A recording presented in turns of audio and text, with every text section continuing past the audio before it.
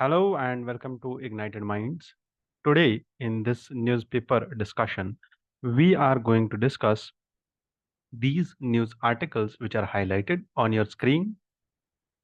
We all might have come across this social media post from different of the newspaper or from different news sources that our champion Vinish Fogart has won the Olympics. Now, the thing is, we do need to keep a track of Olympics always. Why? Because it's an international event, and our syllabus highlights this thing that the national and international events must be taken care of by the students, and you can expect a question from Olympics.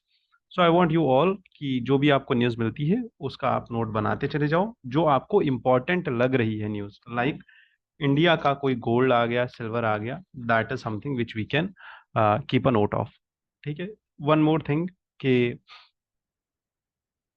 these news articles, as you all know, we discuss them in detail with current plus static, both the portions, and this newspaper analysis usually starts with a prelims MCQ and ends with a mains PYQ.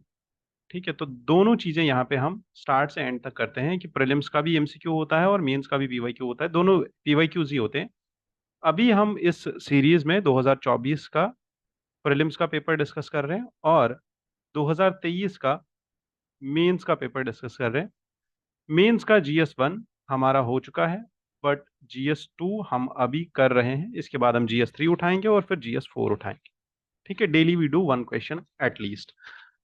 Now, beginning with the discussion, I want you to understand that there are some terms which we will be discussing today, like the monopoly in the market.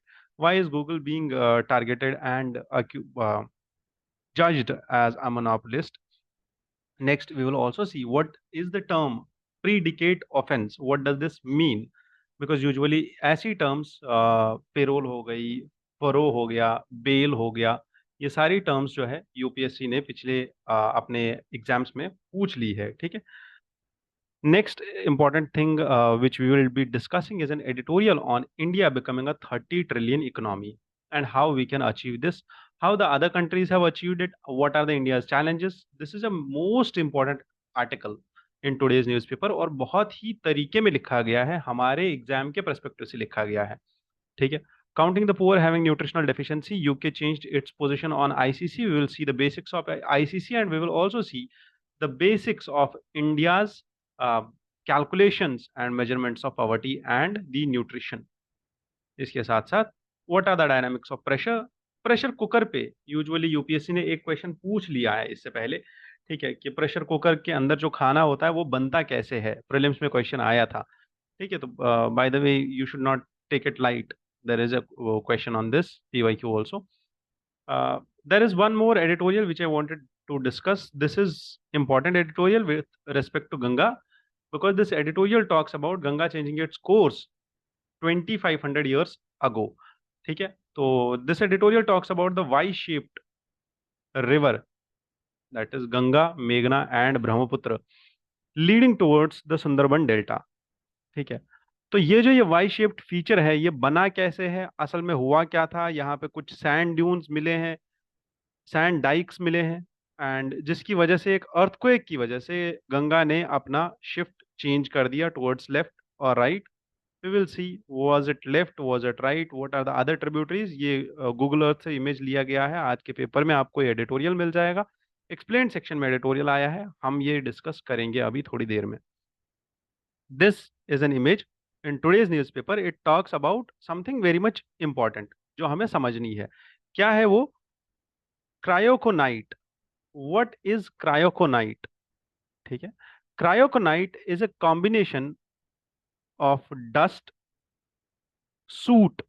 Soot is simply जो burnt particles होते हैं, unburnt थोड़ा सा वो जो ash होती है वो, and other particles which accumulate in spots on the ice. Ice के ऊपर ये accumulate होते हैं, छोटे छोटे पार्टिकल्स. ठीक है, जिसमें dust, suit, other particles. What they do is they absorb solar radiation, उसकी वजह से वो हीट अप होते हैं, एंड देन जो उसके नीचे आइस होती है वो मेल्ट होना स्टार्ट होती है. अब वो मेल्ट हो जाएगी तो वो छोटे छोटे पोर्स बनाना स्टार्ट करेंगे इस आइस के बीच में, जिसमें यूजुअली एयर जो है वो ट्रैप हो जाएगी, ठीक है। एंड एयर ट्रैप होने के बाद उस आइस के अंदर एयर बबल्स देखने लग जाएंगे, ठीक है। और ये जो एयर बबल्स होंगे ये अभी दिखे हैं साइंटिस्ट्स को, इन्हीं को बोलते हैं क्रायोकोनाइट ऑन द, और यहाँ पे एक ग्लेशियर का भी नाम है, Isunnguata Sermia glacier which is in Greenland, ठीक है। तो ये क्रायोकोनाइट हमें याद रखना है, क्रायोकोनाइट क्या है, ठीक है। डन। दिस हमने ऑलरेडी देख लिया, Y shift feature of the river Ganga, Brahmaputra and मेघना। Will discuss this editorial in detail. Let's begin the discussion as we already do. I have told you कि हम ये जो डिस्कशन है कैसे करते हैं, प्रीलिम्स के पीवाईक्यू से स्टार्ट करते हैं और मेंस के मेन जो क्वेश्चन है 2023 का वहां पे हम खत्म करेंगे इसको।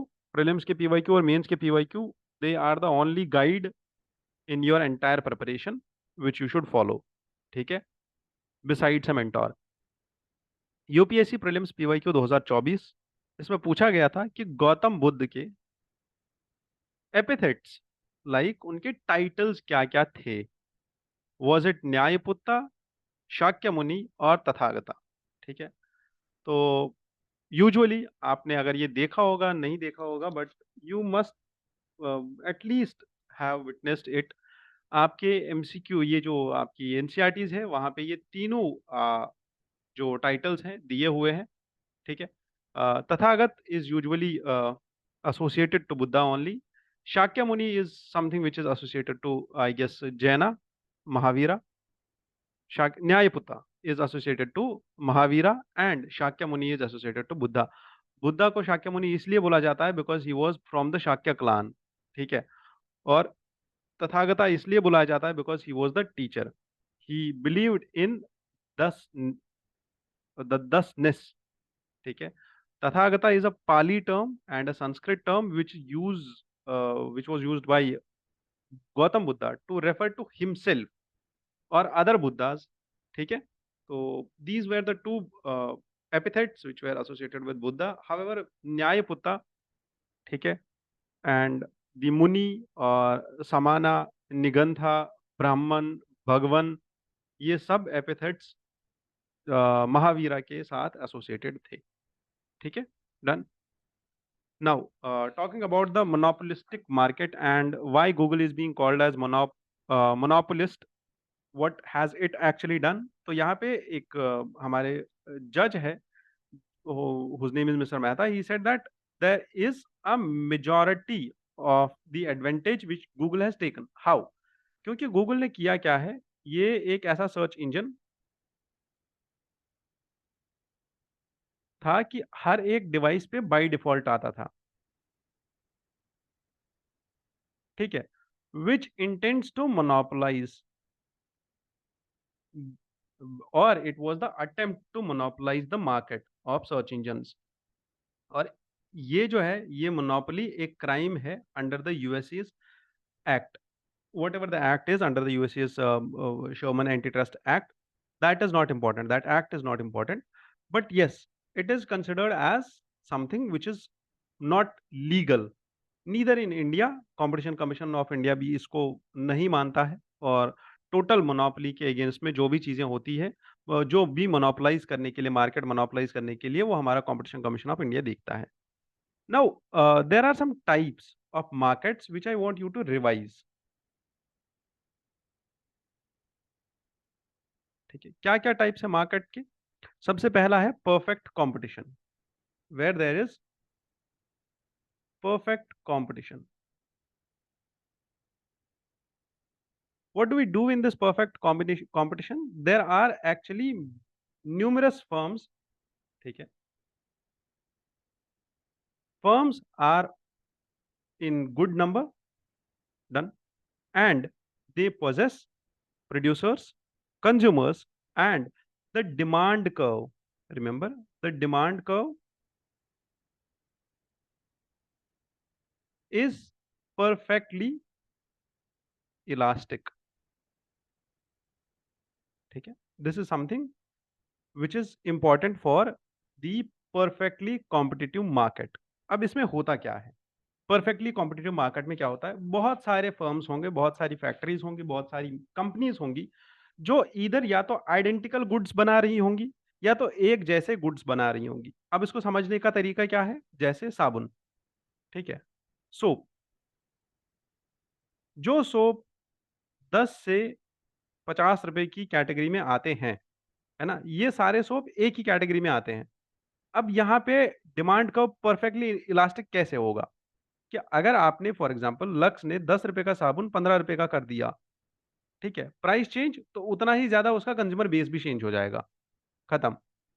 तो वो नहीं लेंगे क्योंकि आपको आइडेंटिकल प्रोडक्ट्स मिल रहे हैं, सिमिलर प्रोडक्ट्स मिल रहे हैं सेम फीचर्स के साथ हर जगह पे, ठीक है। ये एक एग्जांपल हो गया इसका। एंड परफेक्टली कंपटीशन या जो परफेक्टली कॉम्पिटिटिव मार्केट होता है, there are large number of buyers, ठीक है, and there are large number of sellers also.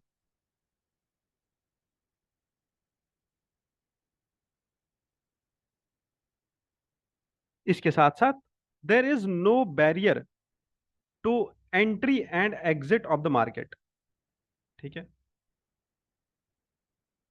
Entry and exit in the market is easy, that is firms can easily enter the market. यहाँ पे market पे कोई ऐसा रोकथाम नहीं है कि मार्केट में बहुत ज्यादा लाइसेंस का राज होगा, मार्केट में बहुत ही ज्यादा रेगुलेशंस होंगे, इतनी ज्यादा कि एंट्री एंड एग्जिट मुश्किल हो जाएगा।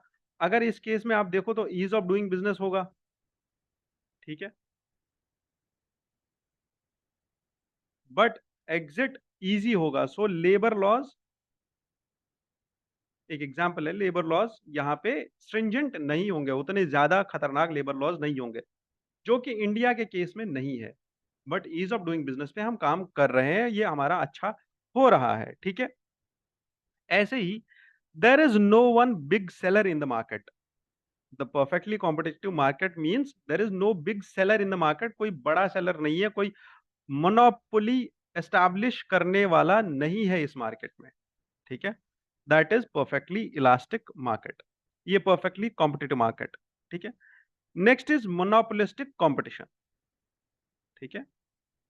This monopolistic competition means that there is consumer choice.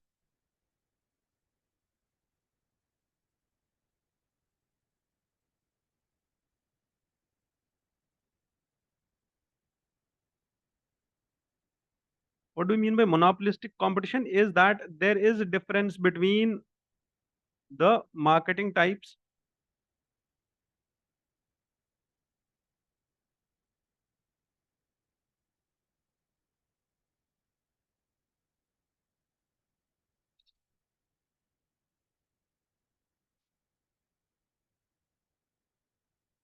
Just a moment. Okay, there is a difference between the producers, the marketing dynamics, and the consumer choice. This marketing competition also means कि यहाँ पे monopolistic competition होगा, that is जो producers होंगे वो एक different product बनाएंगे। जैसे मैंने आपको एग्जांपल दिया सोप के मार्केट का, है ना। अब यहाँ पे एक ऐसी कंपनी आ रही है जो क्लेम कर रही है कि मेरा सोप जो है वो बस नॉर्मल सोप नहीं है, इट्स एंटीसेप्टिक, जैसे डेटॉल। दूसरी कंपनी आ रही है जो बोल रही है मेरा सोप एंटीसेप्टिक तो नहीं है but it increases the fairness, ठीक है। So they try to differentiate their product and create a monopoly in their own vertical, ठीक है। एक ऐसा प्रोडक्ट बनाएंगे जो यूनिक प्रोडक्ट प्रोडक्ट होगा, ठीक है। These products are usually realistic scenario, ये रियल वर्ल्ड का देखते हैं, and then they despite the similar products in the market what they do is they try to make a monopoly in the short term, ठीक है। जैसे for example यहाँ पे अगर हम एग्जांपल ले लें, स्विगी, जोमेटो, बिग बास्केट, ये तीनों क्या करते थे, ये तीनों ने डिलीवरी सिस्टम या डिलीवरी प्लेटफॉर्म्स ये थे, ठीक है, खाना डिलीवर कर रहे थे। बट इनको चैलेंज करने के लिए आ गया जेप्टो, ठीक है। इसने क्या बोला, मैं 10 मिनट में डिलीवरी करूंगा, ठीक है। This was something which was other than this, है ना। बिग बास्केट आपको खाना लाके लाइक ग्रोसरी लाके देता था। This grocery used to come, आज आपने ऑर्डर किया कल आ जाएगी, ठीक है। बट यहाँ पे ग्रोसरी मार्केट में ही एक ऐसा इंसान आया जिसने एक फीचर ऐड किया कि मैं 10 मिनट में डिलीवरी करूंगा, 15 मिनट में डिलीवरी करूंगा. So that is something which changes the entire market scope. Done. Next, this is a important article which you should understand, not in terms of the news context. Tamil Nadu minister का क्या हुआ है, that is not something which we need to understand, but we need to understand what is predicate offense. Predicate offense का मतलब क्या होता है, और यहाँ पे ईडी को क्यों बोला जा रहा है. Why is Supreme Court telling ED that to establish the predicate offenses first and then see what other are the things which you need to consider. Like case है मनी लॉन्ड्रिंग का, ठीक है, understand, the case belongs to money laundering. But ये money laundering का origin कहां से हुआ है, ये मनी, ठीक है, ये जनरेट कहां से हुआ है, ये जनरेट हुआ होगा किसी क्राइम से. ठीक है, ये क्राइम कौन सा क्राइम है, ठीक है, इधर इट कैन बी एक्सटॉर्शन और it can be forgery, it can be for that matter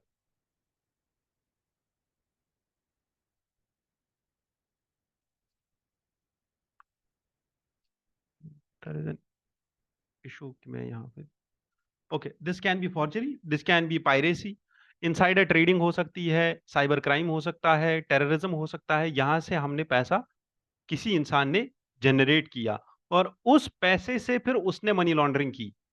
ठीक है, money laundering is something which is different. Crime is something, terrorism और smuggling is a crime which is underlying crime. ठीक है, so this crime is known as predicate offence, and then on the basis of this, then the charges of money laundering are imposed on the person. ठीक है, something which we should understand. So the predicate offenses, they are basically the hidden web of money laundering. ठीक है, ये underlying offenses होते हैं. अब इसमें होता क्या है, usually what the person does is, वो किसी एक offense में like he is involved in some of the offenses, like for example वो corruption कर रहा है. ठीक है, अब वो करप्शन कर रहा है, उसने पैसा लिया कहीं से. अब उसने करप्शन कैसे किया, एंड देन उसने उस करप्शन के पैसे को ब्लैक से व्हाइट कैसे किया, ब्लैक टू व्हाइट. ठीक है, अब समझना ये है कि इस बंदे ने करप्शन का पैसा लिया, ठीक है, जिसको ये इनकम नहीं बताएगा अपनी कि ये मेरी इनकम नहीं है, बिकॉज अगर उसने बताया मेरी इनकम है, then only this becomes white. अब वो इसको व्हाइट कैसे बनाएगा, ये ब्लैक का पैसा है. ठीक है, ये वो पैसा ऐसे ले रहा है जो उसकी ऊपर की कमाई है. समझना ये है कि ये इस पैसे को व्हाइट कैसे करेगा. ठीक है, तो इसने ये पैसा उठाया, इसने ये किसी दूर के रिश्तेदार के अकाउंट में डाल दिया. ठीक है, उस रिश्तेदार ने किसी दूर की जगह के किसी एनजीओ को दे दिया पैसा. उस एनजीओ ने इस बंदे को, ये जो बंदा करप्शन कर रहा है, कोई एमपी है, एमएलए है, ठीक है, उस एनजीओ ने बोला दैट हम पॉलिटिकल अवेयरनेस बढ़ाते हैं, और उसने पॉलिटिकल फंडिंग की इस एमएलए को या एमपी को. ठीक है, तो ये जो पूरा प्रोसेस हो गया, इसको मनी लॉन्ड्रिंग बोलेंगे. But the underlying case which is the corruption is a predicate offence. Done. ऐसी टर्म्स यूपीएससी रिसेंटली पूछ रहा है अपने पेपर्स में. ठीक है, now coming to this editorial. अब ये एडिटोरियल डिस्कस करने के लिए we will go to newspaper थोड़ी देर के लिए, उसके बाद हम वापस आ जाएंगे, डरना नहीं है. ठीक है, this editorial basically talks about the powering up to the 30 trillion economy point. ठीक है, ये एडिटोरियल बहुत अच्छे तरीके से लिखा गया है, इसीलिए मैं यहाँ पे इसको डिस्कस कर रहा हूँ. इट सेज कि द फैक्ट इज, हमारी जीडीपी की ग्रोथ रेट 7% है इंडिया की, and we have been recently the fastest growing large economy also in the today's world. But the point is, these are just buttress prophecies, ठीक है, which say that 21st century being the Indian century. असल में अगर आप देखो तो it's just a triumphalism. ठीक है, and that to a premature triumphalism, because we need to establish a 30 trillion economy by 2047. तो अगर आप अभी इसी चीज पे खुश हो रहे हो तो that is something which is not genuine. असल में हमें करना क्या है, the potential of India's working age population, how much potential do we actually have. Article says कि हमारे पास 1991 में 50% पॉवर्टी थी, और यही पॉवर्टी 2011 तक आते आते 20% बच गई। इंडिया बाय दिस पीरियड 1991 से लेके 2011 तक 35 crore people have been taken out of poverty. ठीक है, 35 करोड़ पीपल को पॉवर्टी से बाहर निकाला गया, और अभी ये पॉवर्टी कहां पे है? 20%। जबकि रिसेंटली कोविड के टाइम पे ये और ज्यादा इंक्रीज हो गई थी एंड इट रीच 23 to 25%। ठीक, अब यहाँ पे ये चीज है, अगर आप देखो अभी भी इंडिया का labour force remains in agriculture only. 46% of the India's labour force remains in agriculture only, which is a worsening और अ वरीसम फिगर। क्योंकि यहाँ पे नहीं रहना चाहिए, हमें एम्प्लॉयमेंट और अंडर एम्प्लॉयमेंट पे काम करना चाहिए। अंडर एम्प्लॉयमेंट में हम नहीं रह सकते, because agriculture is contributing just 18% to the GDP, in which there is 46% of the labor force. That sector is contributing only 18% to the GDP, which should not be the case. ठीक है, and that too इसी agriculture में, rural agriculture में या rural area में, the female labour force participation rate is 37%। तो इसका मतलब क्या है कि एग्रीकल्चर जो आपका 18% जीडीपी दे रहा है, उसमें फीमेल लेबर फोर्स पार्टिसिपेशन ज्यादा है। अगर आप देखो तो बाकी जो आपका यूथ है, जो आपके मेल पॉपुलेशन है, वो कहाँ है? वो अर्बन एरियाज में है। वो क्या कर रही है? वो जॉब ढूंढ रही है, and that is totally involve in unorganised sector. वहां पे आपके पास फिगर्स नहीं है टू प्रूव दैट। ठीक है, now next, even this figure is also something which reveals more worrisome picture की 26% एक्चुअल पॉवर्टी थी हमारे यहाँ, कहाँ पे? पोस्ट कोविड-19 में। And 26% of the labour, they went back to agriculture. When you talk about the female labor force participation in China, Vietnam, Japan, all of they have 60 to 70%.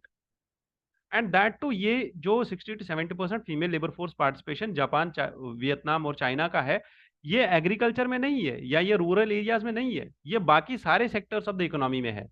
जबकि हमारे यहाँ this stands eight 37% in agriculture और rural areas only. ठीक है, one thing, यहां तक clear हो गई चीजें। Next we talk about the problems and the middle income trap of India. India का working age population is sized at 950 million. ठीक है, only half of home are employed. कितना है वर्किंग एज पॉपुलेशन? हमारा है 950 मिलियन लोग हमारे पास है जो वर्किंग एज में है, out of which only half of home are employed and ensure employment equity. तो अब हमें इसके लिए क्या करना चाहिए? तो ऑथर सजेस्ट सम की इश्यूज, मतलब कुछ की सजेशन है जो हमें काम करनी चाहिए, जो यूजुअली हम लोग डिस्कस नहीं करते हैं। आज तक ये चीजें डिस्कस नहीं की गई है, बट यहाँ पे ऑथर डिस्कस कर रहे हैं। ये क्या बोल रहे हैं? सबसे पहले हमें ध्यान देना चाहिए low skilled employment intensive manufacturing sector पे, उस एरिया में जहां पे हमें स्किल्स नहीं चाहिए। ठीक है, वो मैन्युफैक्चरिंग सेक्टर जहां पे स्किल्स नहीं चाहिए, जैसे फॉर एग्जांपल जूट बैग्स बनाने हैं, वहां पे स्किल्स नहीं चाहिए मैन्युफैक्चरिंग सेक्टर में। ठीक है, तो वो चीजें हैं जहां पे हम लोग काम कर सकते हैं, one thing. Second, with the strong focus on exports, और ये वो एरियाज होने चाहिए जहां से हम एक्सपोर्ट बढ़ाएं, जैसे टॉय इंडस्ट्री। ठीक है, because these have been the key areas जो South Korea, Taiwan, Japan, Vietnam ने एक्सप्लॉइट किए थे, और इन्हीं लोगों को एशियन टाइगर्स बुलाया जाता था, because they achieved a double digit growth in 1960s and 1990s। तो हमें भी ऐसा ही कोई स्टेप लेना पड़ेगा अभी के लिए। The particular economic policy to be focus should be export oriented industrialisation, कि हमें एक्सपोर्ट बढ़ाना चाहिए। ठीक है, नेक्स्ट, ये बोल रहा है editorial that from 1990s to 2013 exports as a percentage of India's GDP grew from 7% in 1990 to 25% in 2013. Today, as India tries to capitalize on China or the China Plus One movement to attract the global manufacturers, ठीक है, तो इस time पे हम क्या कर सकते हैं?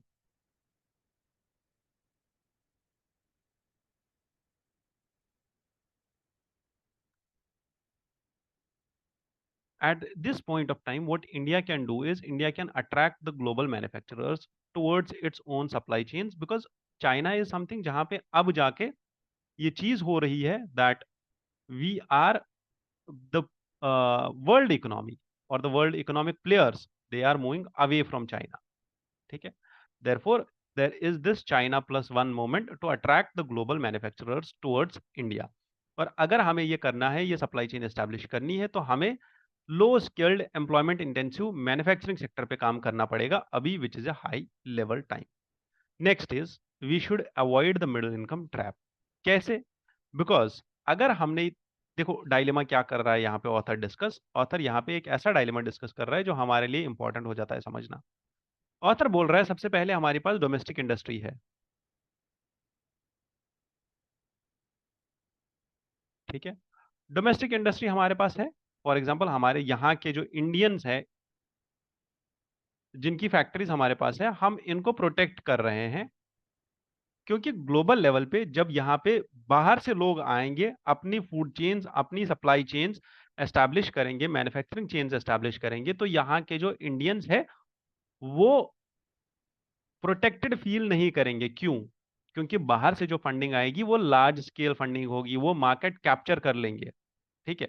और वो मार्केट कैप्चर करेंगे तो हमारे इंडियंस, जो यहाँ की इंडस्ट्रीज है, जो यहाँ के मैन्युफैक्चरिंग यूनिट्स है, उनको नुकसान होगा. तो the point here which author discusses is, पहले तो हमारे पास ये डायलेमा है कि हम यहाँ के लोगों को प्रोटेक्ट करें या नहीं. दूसरा डायलेमा हमारे पास ये है दैट कि अगर हमारा बाहर से कोई इंपोर्ट आ रहा है तो क्या हम उस पर टैरिफ्स लगाएं या नहीं. क्योंकि अगर हमने टैरिफ्स लगाए तो उससे प्राइसेस इन्फ्लेट हो जाएंगे. और अगर हमने प्रोटेक्शन लगाया बाहर से फंडिंग आने पे और इंपोर्ट टैरिफ लगाए, इनएफिशिएंट मैन्युफैक्चरर्स को यहाँ पे रहने दिया, उससे क्या हो रहा है, हमारा मैन्युफैक्चरिंग सेक्टर डेवलप नहीं हो रहा है, ठीक है. चूंकि हम यहाँ अपने ही लोगों को रख रहे हैं, हम बाहर से लोगों को आने नहीं दे रहे हैं मैन्युफैक्चरिंग सेक्टर में, तो हमारा जो मैन्युफैक्चरिंग सेक्टर है वो इनएफिशिएंट था, इनएफिशिएंट ही रहेगा. अंडरस्टूड? और इसके साथ साथ जो प्रोडक्ट्स बाहर से आने वाले थे उनको भी हम रोक रहे हैं, वहां पे टैरिफ्स लगा रहे हैं. इसलिए टैरिफ्स लगा रहे हैं कि अगर वहां का प्रोडक्ट यहाँ पे सस्ते पे बिकने लग गया तो हमारे लोगों को नुकसान हो जाएगा. Therefore we will be always trapped into this middle income trap, जो कि हमारे लिए अच्छा नहीं है, और यहाँ से हमें निकलना पड़ेगा. और निकलने का रास्ता भी बता रहे हैं कि इंडिया का प्रॉब्लम जो है ये एक पेक्यूलियर प्रॉब्लम है, बिकॉज हमने कभी भी अपने सरप्लस लेबर को लेवरेज करना नहीं पॉसिबल समझा, ठीक है. हमारे पास सरप्लस लेबर रहा है हमेशा से, ठीक है, हमारे पास लो एंड सेक्टर्स भी रहे हैं जहां पे हम काम कर सकते थे, जहां पे हम अपने लेबर को यूज कर सकते थे. बट वहीं पे हमने थोड़ा बहुत प्रॉब्लम हुआ कि हमने इस लेबर को यूज नहीं किया. अब हम लोग क्या कर सकते हैं? We should lay the foundation of low tech manufacturing. Low tech manufacturing जहां पे स्किल्स कम लगे, जहां पे रोबोटिक्स कम लगे, जहां पे ऐसी चीजें हो कि लेबर इंटेंसिव मैन्युफैक्चरिंग हो, ठीक है, जैसे लेदर इंडस्ट्री है, जैसे टेक्सटाइल इंडस्ट्री है, ठीक है.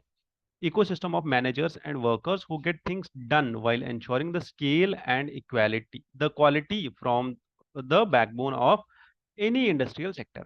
तो हमें दो चीजें देखनी है, एक तो लो टेक मैन्युफैक्चरिंग, दूसरा बड़े लेवल पे स्केल करना है और क्वालिटी एस्टैब्लिश करनी है, ठीक है. ये दो चार चीजें हैं जो ऑथर बोल रहा है कि इंडिया को क्या करना चाहिए अभी के लिए अपने मैन्युफैक्चरिंग सेक्टर को डेवलप करने के लिए.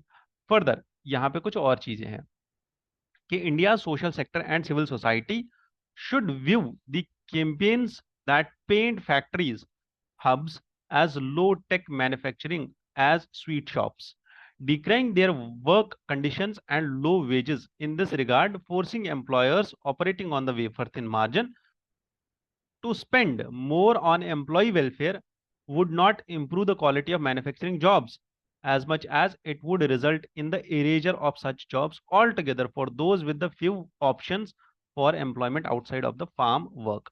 ये पैराग्राफ समझने की जरूरत है. ये क्या बोल रहे हैं ऑथर यहाँ पे कि इंडिया में जो सिविल सोसाइटी है या जो सोशल सेक्टर है, जो एनजीओज है, जो लेबर वेलफेयर के लिए काम कर रहे हैं, वो बहुत ही ज्यादा क्रिटिकल कैंपेन्स जो चला रहे हैं, painting the factories as sweat shops, ठीक है.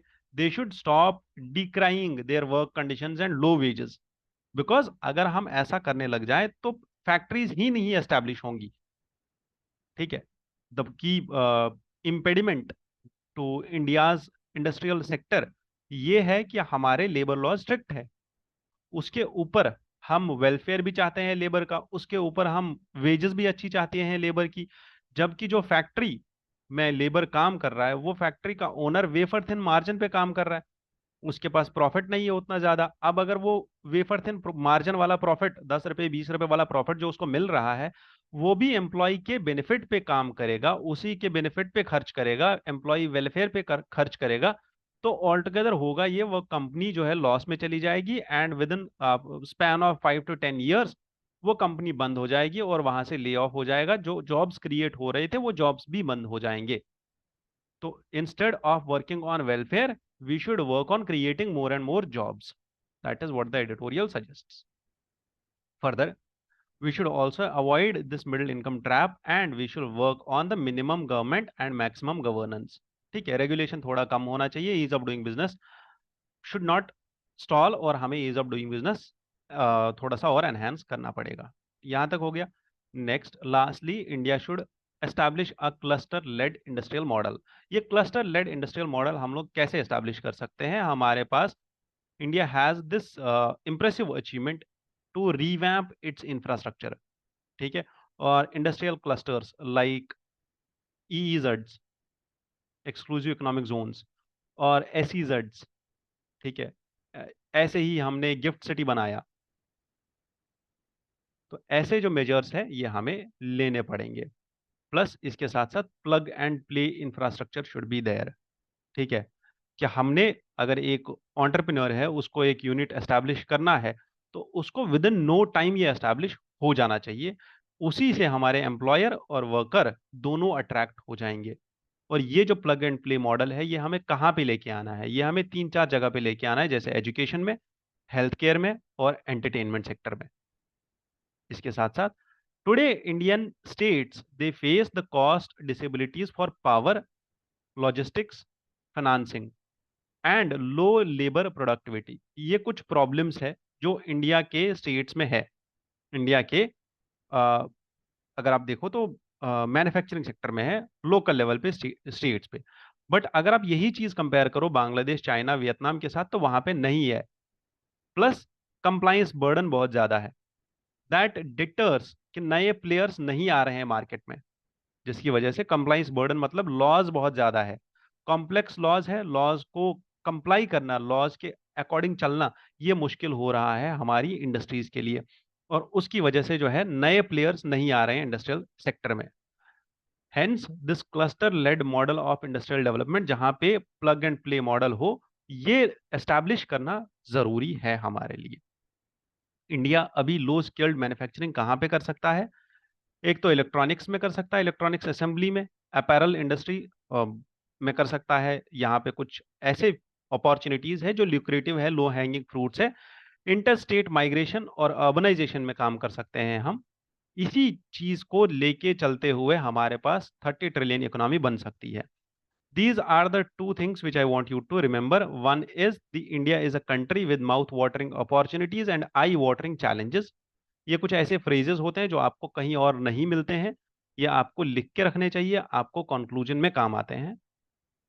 It is time to be the forward thinking and ambitious vishwa guru for India. ठीक है, यहां तक की एडिटोरियल खत्म हो गया हमारा। इसके बाद there is this editorial which counts on the poor having nutritional deficiency. ठीक है, कि जो हमारे यहाँ गरीब लोग हैं, they have nutritional deficiency. We all know that there is multi dimensional poverty and nutritional poverty basically ज्यादा है। ये एडिटोरियल हाईलाइट कर रहा है हमारे पास एक सर्वे जिसका नाम है हाउस होल्ड कंजप्शन एक्सपेंडिचर सर्वे 2022-2023, जिसपे 2024 में और 2000 आई गेस 20 या 19 में क्वेश्चन आया था। इससे पहले यूपीएससी ने ये क्वेश्चन पूछा था। Now, this editorial talks about the total value of consumption of the different food and non-food items, which is considered by this survey into its parameters. अब इस सर्वे का मेजरमेंट अप्रोच क्या रहता है? बेसिकली ये लकड़वाल कमेटी, तेंदुलकर कमेटी और Rangarajan committee के basis पे काम करती है, और ये इन्हीं कमिटीज की एस्टैब्लिश की हुई न्यूट्रिशन बेस्ड पॉवर्टी लाइन पे काम करती है। ठीक है, अब न्यूट्रिशन लेवल को लेके अगर आप देखो तो लकड़वाल कमेटी ने क्या बोला था? Lakdawala committee established the poverty line and included food and non food items both. Lakdawala committee ने बोला था 2400 calories per capita per day होनी चाहिए रूरल एरियाज के लिए, और 2100 calories per capita per day होनी चाहिए अर्बन एरियाज के लिए। जबकि अगर आप तेंदुलकर कमेटी देखो, it did not anchor to the poverty line to the calorie norm, but the poverty line according to Rangarajan committee was based on certain normative levels, like कि आप ये असल में रंगराजन कमेटी एमआरपी एस्टैब्लिश करती है, मिक्स रिकॉल पीरियड, इसकी basis पे expenditure level पे पॉवर्टी ये मेजर करती है रंगराजन कमेटी। ठीक है, तो इसके लिए हमें थोड़ा सा और डिटेल में जाना पड़ेगा, पॉवर्टी को समझना पड़ेगा। I will just request you to go and revise the poverty chapter, measurements of poverty. उसमें 5-6 कमिटीज है जो कि मैं यहाँ पे डिस्कस नहीं करना चाहता, क्योंकि यहाँ डिस्कस करेंगे तो वो लेक्चर 2-3 घंटे का चला जाएगा। ठीक है, बहुत बड़ा है वो। Therefore MRP level, MRP, what is MRP? It's mixed recall period. Mixed recall period means कि आप पॉवर्टी कैसे मेजर करोगे कि एक इंसान ने एक्सपेंडिचर या कंजप्शन कितना किया है कुछ आइटम्स पे। किन आइटम्स पे? जैसे उसने खाने पे कितना खर्चा किया, क्लोथिंग पे कितना खर्चा किया, हाउस की रेंट पे कितना खर्चा किया। वो ये सब खर्चा कैलकुलेट करके आप ये बताओगे that how much consumption is this person doing, and once that consumption is measured, then only you can establish that whether that person is poor or not। ठीक है, यहां तक क्लियर है? इसके साथ साथ this committee also talks about some, you will see there is basic calculation, and जो यहाँ पे स्टैटिस्टिक्स यूज हो रहे हैं उन सब चीजों के बारे में डिस्कस कर रही है ये कमेटी। ये जो ये एडिटोरियल डिस्कस कर रहा है, जो कि हमारे लिए इंपॉर्टेंट नहीं है। हमारे लिए इंपॉर्टेंट ये है कि हम समझे about the Lakdawala committee and Tendulkar committee. इसीलिए मैंने आपको यहाँ पे दोनों एडिटोरियल जो अभी तक हमने डिस्कस किए, 30 ट्रिलियन इकोनॉमी, इसके भी छोटे छोटे पॉइंट्स जो आपको अपने नोट्स में रखने पड़ेंगे ताकि आप बाद में रिवाइज कर लो। एक ये एडिटोरियल और दूसरा ये वाला एडिटोरियल, इसके भी छोटे छोटे पॉइंट्स, लाइक पॉवर्टी को डिफाइन करने के लिए हमारे पास Lakdawala committee, Tendulkar committee and Rangarajan committee है। तीनों कमिटीज के आपको डेफिनेशंस याद रखने हैं। यूपीएससी पूछ चुका है ऑलरेडी सवाल इस पे। Now the calorie requirements of ICMR and national institute of nutrition 2020 recommendations, they are based on the calorie recommendations। और ये जो recommendation NI national institute of nutrition ने दी है, ये थोड़ी सी डिफरेंट है, बिकॉज इट टॉक्स अबाउट कि कैलोरी रिक्वायरमेंट दो लोगों की अलग अलग है। कि आप ये नहीं कंसिडर कर सकते हो कि रूरल एरिया में जो भी लोग हैं, चाहे वो बच्चा है, बूढ़ा है, फीमेल है या मेल है, सबकी सेम कैलोरी लेवल होनी चाहिए। नहीं, ऐसा नहीं हो सकता है। You should estimate the person and these categories as per the periodic labour force survey also. और पीरियोडिक लेबर फोर्स सर्वे के अकॉर्डिंग भी हो सकता है कि चेंजेस हो। जो फीमेल काम कर रही है, जो मेल काम कर रहा है, they too require different set of calories. ठीक है, तो देर आर सम मेजर्स जो यहाँ पे आप देख सकते हो। The analysis talks about the 20 fractile classes, जो हमारे लिए इंपॉर्टेंट नहीं है। ठीक है, बट हमारे लिए जो इंपॉर्टेंट था वो हमने देख लिया। ठीक है, न्यूट्रिशनल डेफिशिएंसी, ये पॉइंट हमारे लिए इंपॉर्टेंट है। The average calorie intake of the poorest is 5%। In rural areas अगर आप देखो तो it's only 1500 calories and 1700 calories for female and male, and corresponding to this urban areas में भी सेम ही हाल है। न्यूट्रिशनल कंजप्शन और न्यूट्रिशन बेस्ड कंजप्शन बहुत कम है। जबकि अगर आप देखो तो जो हमारी लकड़वाल कमेटी, तेंदुलकर कमेटी है, उन्होंने इससे ज्यादा जो है रिकमेंडेशन दिया था। तो अब हमें इसको चेंज करना पड़ेगा, like we need to work on it. That is basically what editorial talks about. The important thing which I want you to understand in this editorial is जो आईसीसी का जजमेंट आएगा, और आईसीसी का judgement UK कैसे influence कर सकता है। ठीक है, तो यहाँ पे एक केस चल रहा है हेग कोर्ट में। व्हाट इज आईसीसी, पहले ये समझते हैं। ICC is international criminal court. ठीक है, just a moment.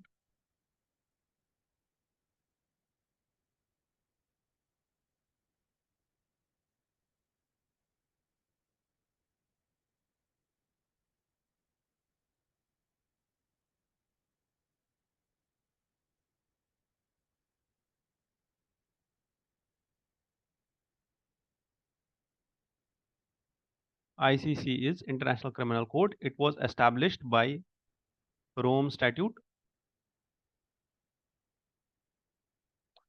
and this is world's first permanent international criminal court.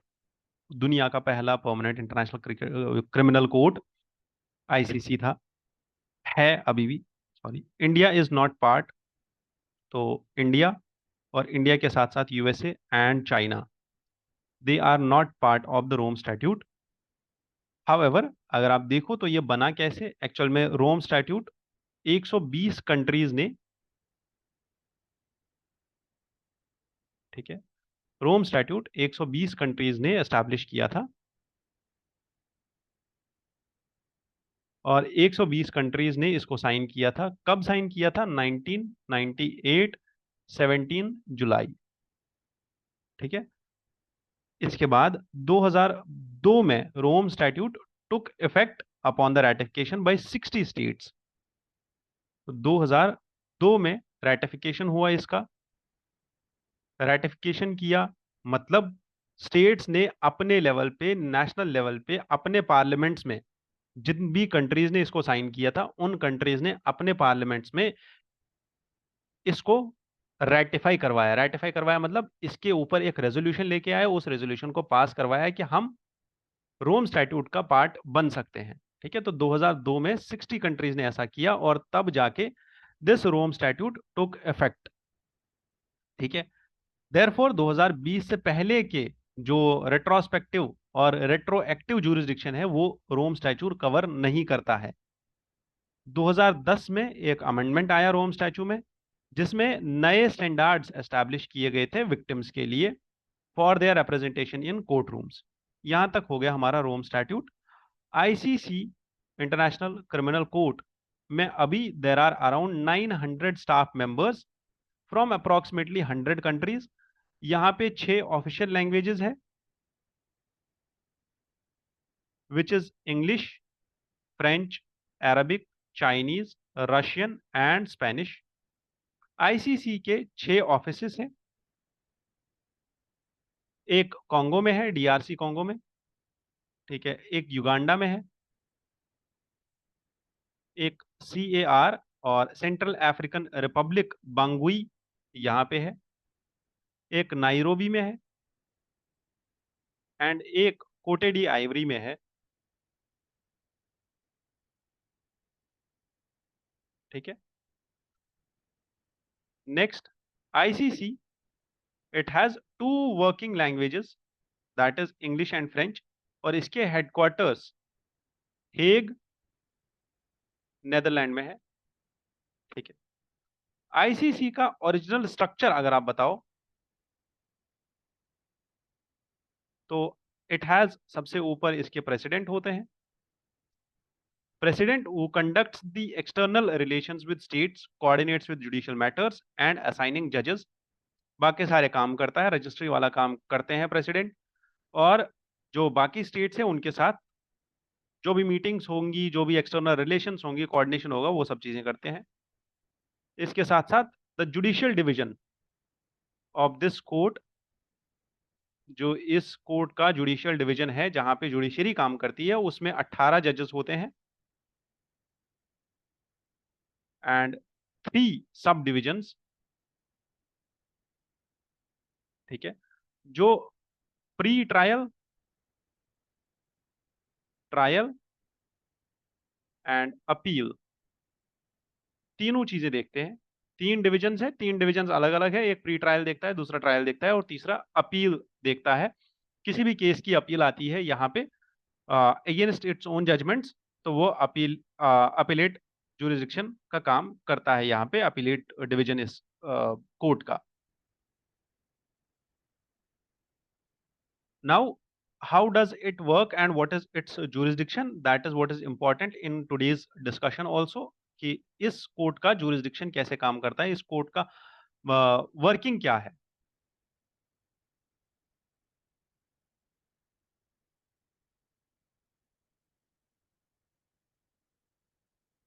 सबसे पहले, this court, the Rome statute grants jurisdiction of ICC over 4 main crimes. Crime क्या क्या है? पहला क्राइम है crimes of genocide, दूसरा क्राइम है क्राइम अगेंस्ट ह्यूमैनिटी, तीसरा क्राइम है वॉर क्राइम्स, एंड चौथा क्राइम है क्राइम्स ऑफ अग्रेशन। तो 4 क्राइम्स हैं जिनको कोर्ट डील करता है। कोर्ट का jurisdiction, it's exercised on state party किसी भी कंट्री के अगेंस्ट में, और in the territory of a state party, जो भी इस कोर्ट को, रोम स्टैट्यूट को रेटिफाई कर चुके हैं स्टेट्स, उनके jurisdiction को, plus the territory of a state party, उसकी पूरी टेरिटरी को, state that has accepted the jurisdiction of this court, whether it is part of the Rome Statute or not, but it has still accepted the jurisdiction। ठीक है, यहां तक तो हमें समझ में आ गया। आईसीसी जो केसेस यहां पे आते हैं, which are referred to the ICC prosecutor by United Nation Security Council. ठीक है, कुछ केसेस यहां पे यूएनएससी से पास होके कहां जाते हैं? आईसीसी के पास। ठीक है, और जब ये केसेस आईसीसी के पास आते हैं, ठीक है, दे आर पास्ड और they are you can say judged, और उन केसेस पे जो जजमेंट चलती है, उन केसेस पे जो ट्रायल चलता है, that is basically on the UN charter, that is chapter 7 of UN charter.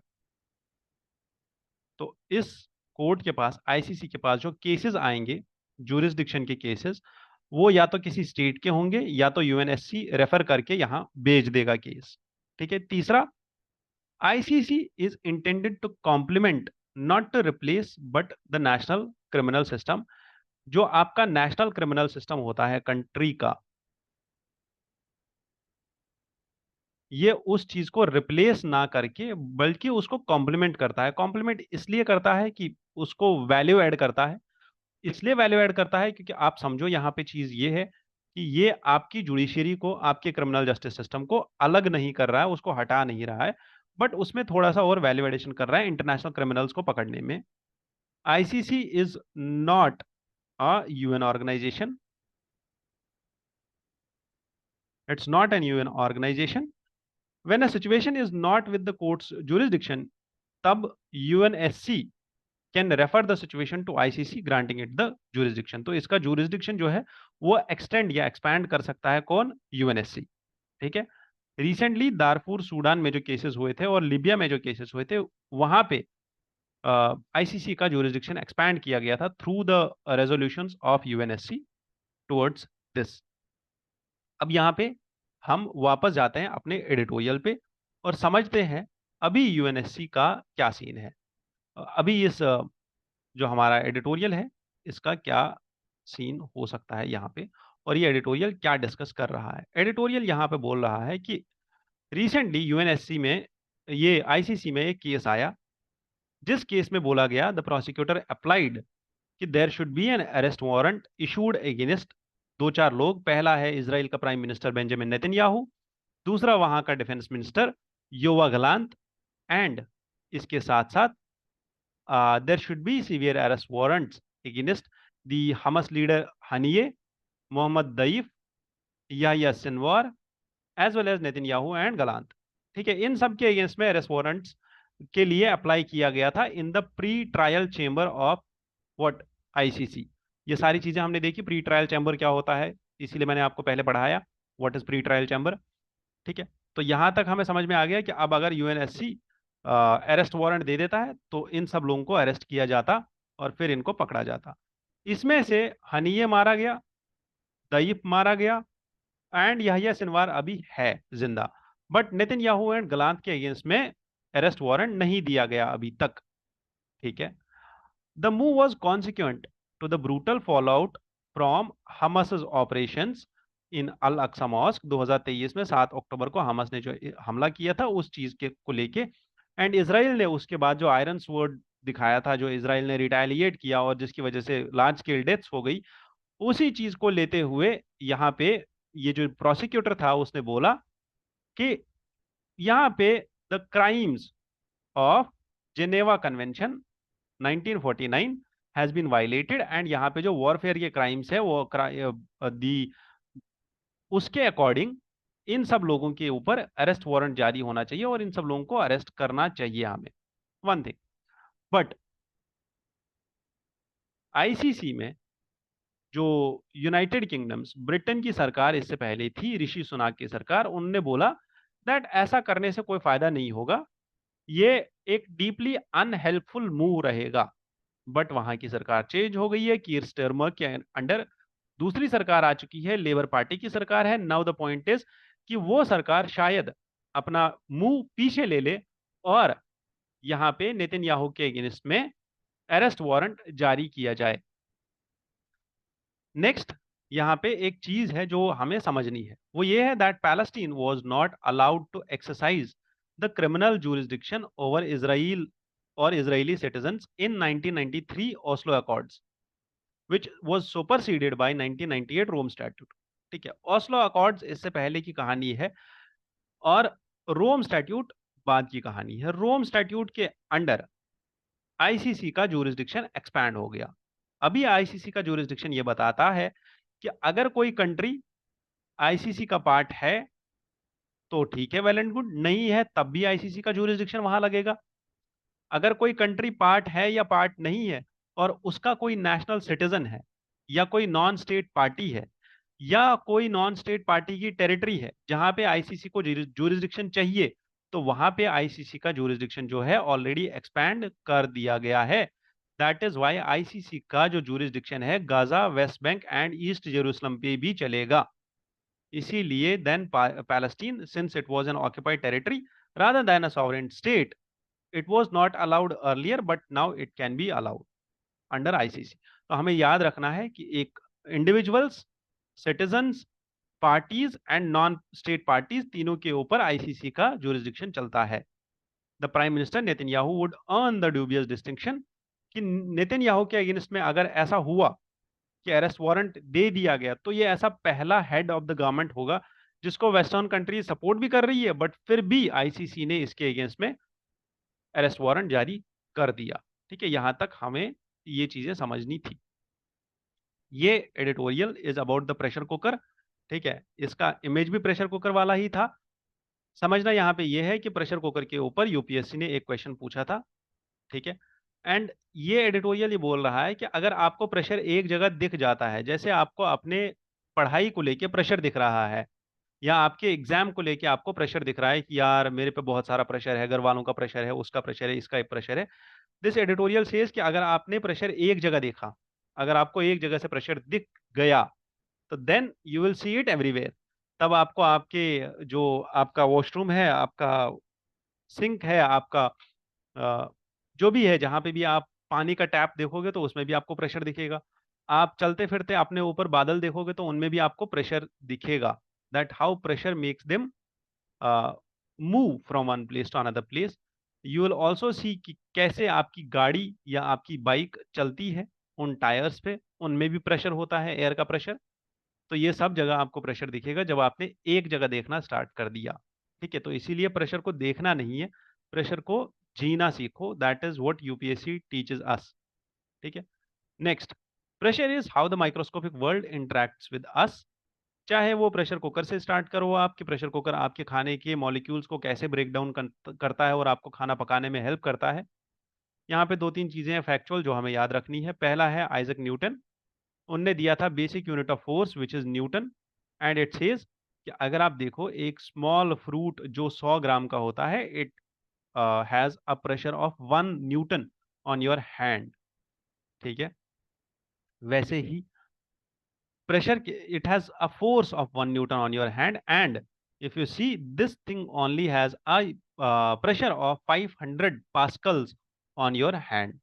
वैसे ही जो आपके सर के ऊपर एयर है वो भी आपके ऊपर प्रेशर एक्सर्ट कर रहा है till the space it is around 1 lakh pascals. ठीक है, it's like 200 apples on your head. The molecules of blood hit the walls of our arteries and create pressure, जिसको हम ब्लड प्रेशर बोलते हैं। ब्लड प्रेशर को मेजर करने के लिए एक प्रॉब्लम थी हमारे पास कि वहां पे हमें ये देखना था पानी को यूज करना था, बट पानी की जगह साइंटिस्ट्स ने मरकरी यूज किया और उन्होंने बोला mercury is 15 times heavier than water, इसीलिए मरकरी को यूज कर रहे हैं। और जो हमारा स्पिग्मो मैनोमीटर होता है उसमें मरकरी को यूज किया जाता है, और वही चीज है जो हमें हेल्प करता है ब्लड प्रेशर मेजर करने में। ठीक है, blood pressure in are blood is about 1/5 of that atmospheric pressure which we feel on our head. So if you want to measure with water, you will need 2 meters of water. आपको 2 metre water के अंदर जाना पड़ेगा, तब जाके आपको feel होगा कि आपका ब्लड प्रेशर कितना ज्यादा है या कितना एक्चुअल में है। ठीक है, ये कुछ चीजें हैं जो आपको समझनी है और आपको याद रखनी है कि अगर आप 10 मीटर अंडर वाटर चले गए, जो वाटर आपके ऊपर प्रेशर क्रिएट करेगा that is similar to 200 small apples. ठीक है, and that is similar to atmospheric pressure, और atmospheric pressure is around 1 lakh pascals. तो 1 lakh pascals, 200 small apples, 10 metre of water amounts और exerts similar amount of pressure on you. ठीक है, यहां तक clear हो गई चीजें, और ये चीजें याद रखनी है ऐसे ही, और इनको because these things can be asked in your exam. मैं बोल रहा हूं कैन बी आस्क्ड, वाई? क्योंकि प्रेशर कुकर पे क्वेश्चन आ चुका है कि प्रेशर कुकर में खाना बनता है तो वो एक्चुअली में कैसे बनता है, उस पे क्या क्या चीज अफेक्ट डालती है, क्या उसका लिड अफेक्ट डालेगा, क्या उसके अंदर एयर अफेक्ट डालेगा, क्या नीचे गैस की स्टीम या गैस की हीट अफेक्ट डालेगी। तो ये क्वेश्चन आ चुका है ऑलरेडी। ठीक है, तो don't take it light. This news article talks about the sucralose as sugar substitute, basically the artificial sweeteners are something which we need to deal with in our exam। ठीक है, artificial sweeteners को समझना जरूरी है, और artificial sweeteners क्या काम करते हैं हमारे लिए और क्यों हमें समझना है इनको, because WHO recently released its recommendations against the use of artificial sweeteners for weight control and prevention of lifestyle disease। ठीक है, तो WHO की ये रिपोर्ट आई थी अभी रिसेंटली, और WHO ने बोला था कि आर्टिफिशियल स्वीटनर्स जो है इनको यूज मत करो, बिकॉज अगर आपने इनको यूज किया तो आपको लाइफस्टाइल प्रॉब्लम्स हो सकती है, लाइफस्टाइल डिजीज हो सकती है। आर्टिफिशियल स्वीटनर्स होते क्या है? They are substitute of sugar that are use as alternatively as natural. जो नेचुरल शुगर होता है उसका ऑल्टरनेटिव है ये। अभी इनको यूज क्यों किया जाता है? ये केमिकली सिंथेसाइज होते हैं, और इनको क्यों बनाया जाता है? ये टेस्ट में तो ये मीठे लगते हैं, शुगर की तरह लगते हैं, बट इनका कैलोरी कंटेंट वो बहुत कम होता है as compare to the natural sugar. ठीक है, they are commonly used in food and beverage products. Artificial sweeteners are like जैसे सैकरिन, एस्पार्टेम,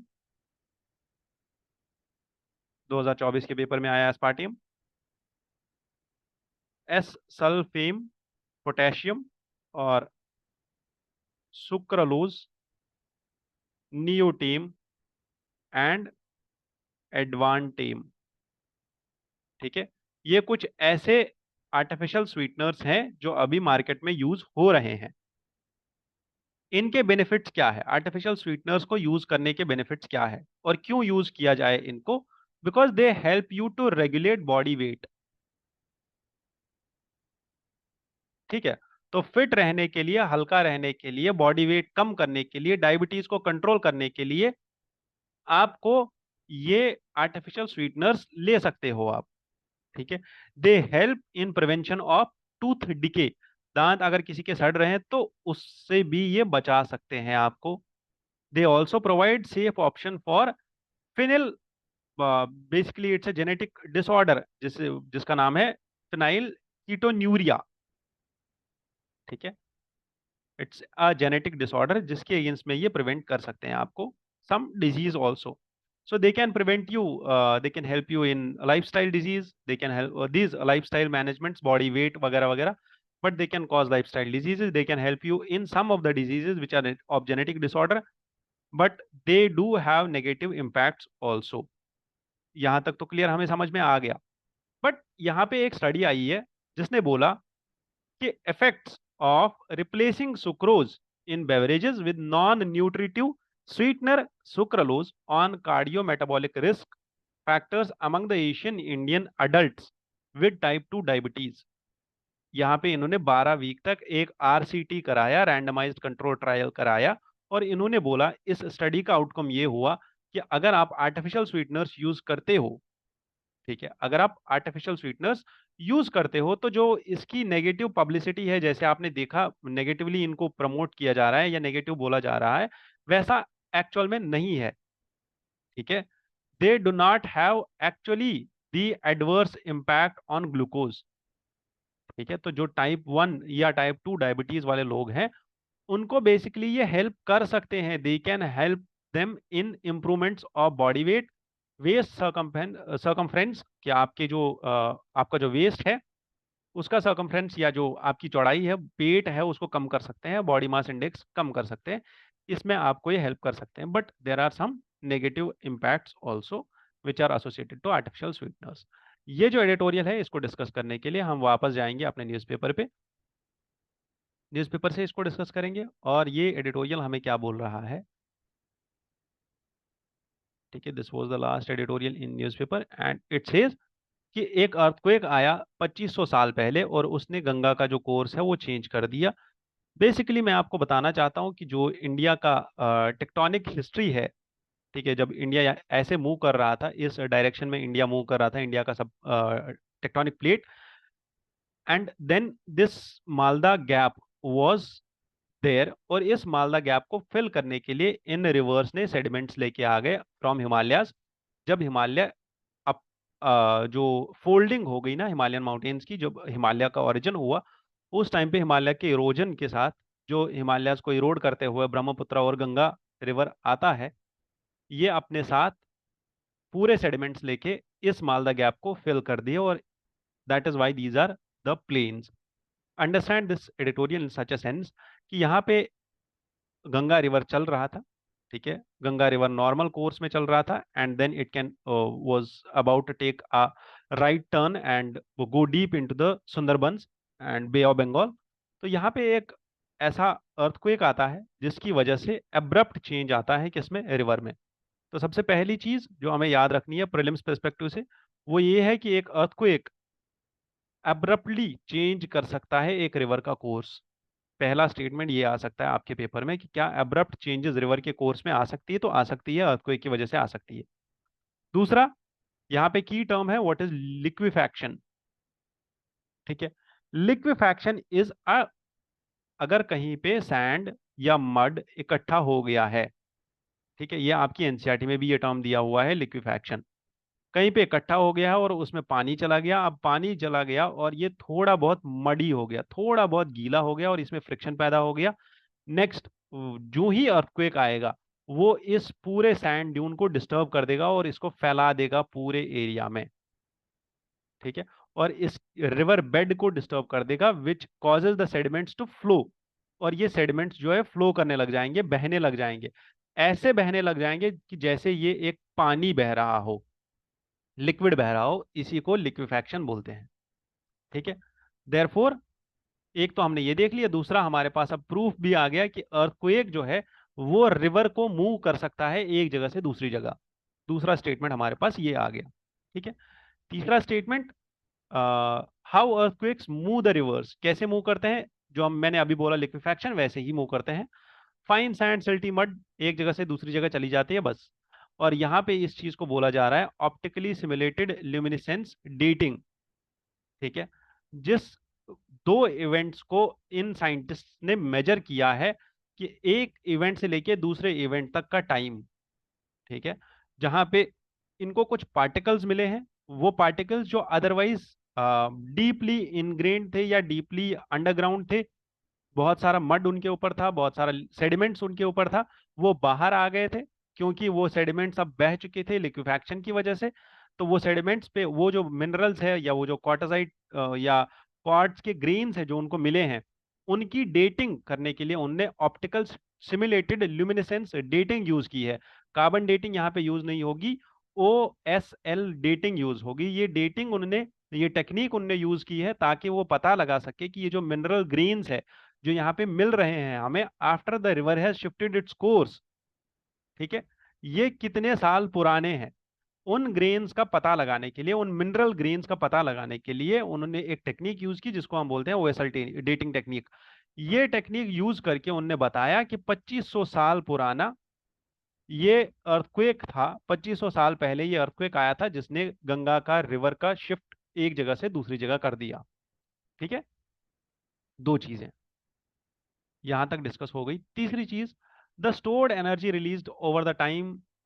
ये ओ एस एल डेटिंग है, ये एक्चुअल में करती क्या है, ये देखती है कि ये जो मिनरल ग्रेन हमें मिला है, जो मिनरल्स हमें मिले हैं जो अदरवाइज रिवर के नीचे थे, रिवर के बेड के नीचे थे, वो अब बाहर आ गए हैं। ये मेजर करती है कि इस मिनरल ने कितनी एनर्जी लूज की है over the period of time, उस एनर्जी को मेजर करती है।